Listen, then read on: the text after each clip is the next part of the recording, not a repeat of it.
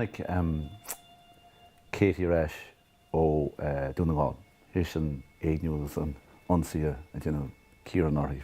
Bhí sí trína chéile agus ní rá sí sásta le John Joe mar ceapann sis gur rá bhillan ar John Joe gur rá Ciaran háart agus gur tharla na rudaí mar sin níl si go maith le chéile bhí lá agus agus tá Vince ina gcónaí tí John Joe bhí lá so is lehead an jazz Vince. Tá sé an sort of ciún agus solid agus pásanta. So tá Katie Branoir an kind of going, yeah, okay, sin father figure beter. So agus then tá Vince a géirí rudikins bíonn sé a gcónaí mar seo a géirí rudikins a dhéanamh go maith, like, agus tá sé géirí cabhrú le daoine agus rudí mar sin. So tá sé sásta le rudí dhéanamh de Katie. So like níl ulterior motive aige. Níl ag Vince a chorabeh. Like.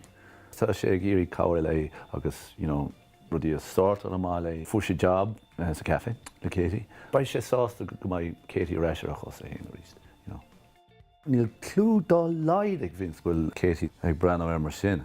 No, níl clú aige. An mai grá cart aige. Oh God, tásúil go mai le cúnaí té. I mean, bhí sé le okay, bríd an tús. Bhean chéanana man. Má chéad cean. Agus an sin bhí mé ná Sinead, an doctor. Bhí Sinead tálaigh, ní rá tada mí ceart lei.